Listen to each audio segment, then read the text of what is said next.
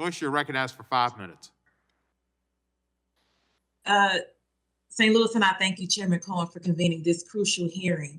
You know, our right to vote, and I know it's been said, you know, before, but our right to vote is the foundation of our democracy. The right to vote is our instrument for change.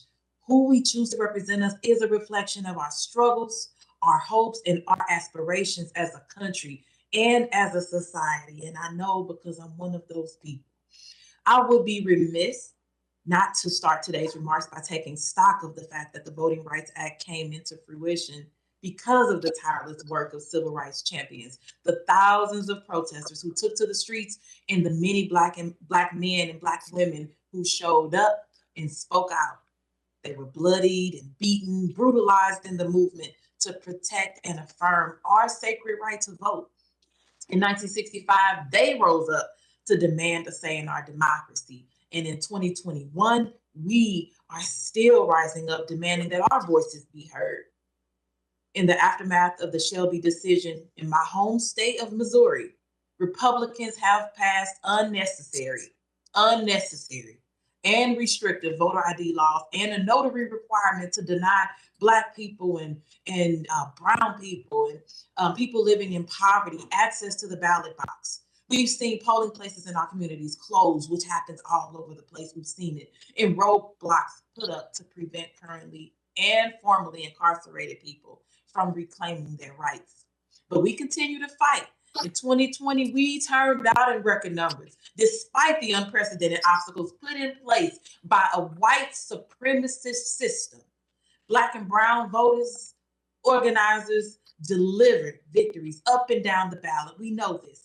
With this Democratic majority, though, we now have the power to level the playing field by striking down racist laws that seek only to continue the history of disenfranchisement of Black, brown, and Indigenous people. So I want to ask Reverend Barber, good afternoon, and so good to have this moment with you.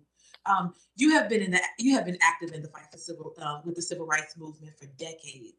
How have discriminatory voting practices evolved to be less overtly racially discriminatory since the 1960s?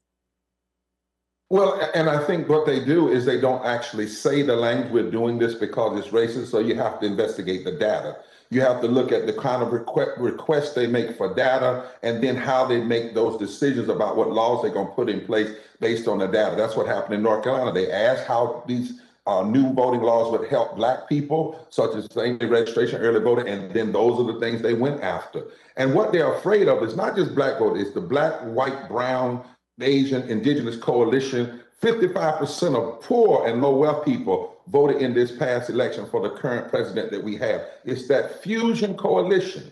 And they know lastly that it only has to be surgical, and many times it only has to be a cutting or suppressing 1 or 2% of the vote in order for there to be fundamental change in who gets elected. Thank you for teaching, Reverend Barber. Secretary Castro, many of these so-called election integrity laws that are currently making their way through state legislatures are measures that have been shown to suppress minority turnout. How do we make sure that states like Missouri, which were not part of the pre-clearance states previously, are still held accountable for their voter discrimination?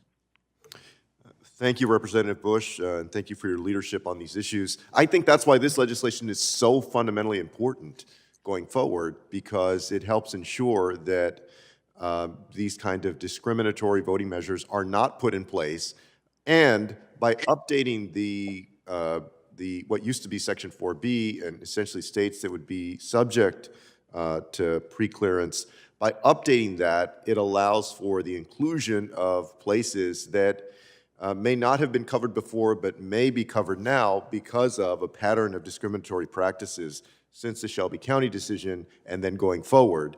You know, this legislation is one of the best ways that we can ensure that everybody in our country, regardless of the color of their skin or their background, who is eligible to vote, has convenient access to the franchise. Thank you. Thank you, Secretary. And I'll close with this. In the words of the late Congressman John Lewis, when you see something that is not right, not fair, not just, you have to speak up. You have to say something. You have to do something. Today, we honor his legacy by doing just that. Thank you for answering my questions, and I yield back.